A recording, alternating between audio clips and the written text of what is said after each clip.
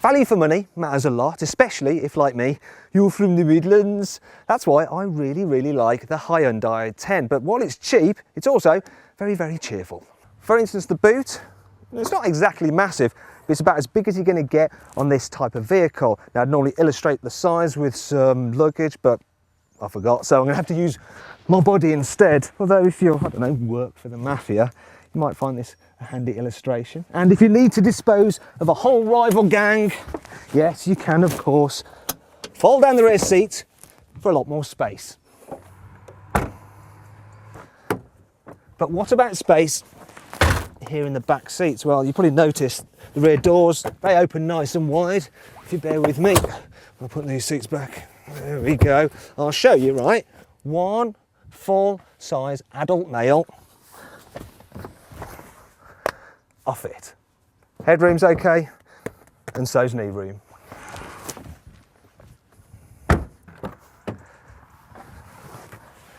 Here in the front, the Hyundai, it doesn't try to do anything clever, but everything is logically laid out and very simple to use. Build quality, it's fairly robust, and that's something that's backed up by a 5-year warranty. As for standard equipment, it's extremely generous. Even the base level model gets air conditioning and even a USB interface for your MP3 player. That's something you don't even get on lots more expensive cars.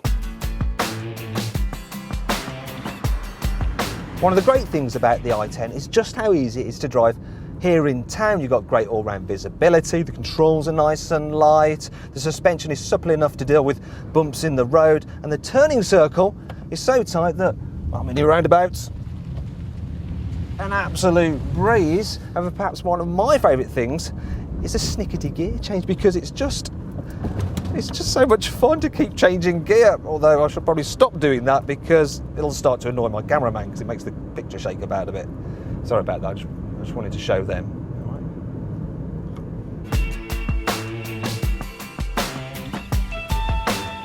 Now, you expect a city car to be able to hold its own in town. The i10 also impresses on a twisty road. I mean, admittedly, the steering is not really very responsive, and the front tyres are about as thick as those on my mountain bike, but it's light, it's agile, it's nimble, and as a result, it's a bit of a laugh, and you end up driving around looking at other people going, your car's more expensive than mine, but mine is more fun.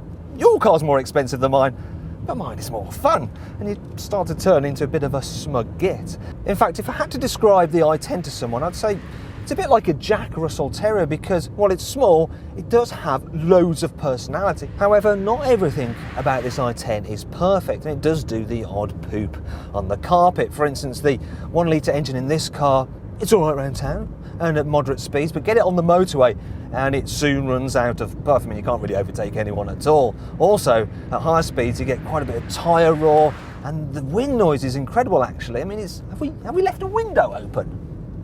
I don't seem to have done.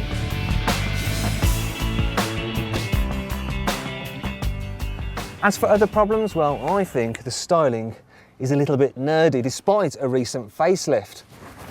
Also, it's a little bit dark and dingy here on the inside. There's just far too many hard, brittle plastics, and even the steering wheel on this car is so coarse that after a while it could make your hands bleed. There's very little adjustment in it as well. Look at that.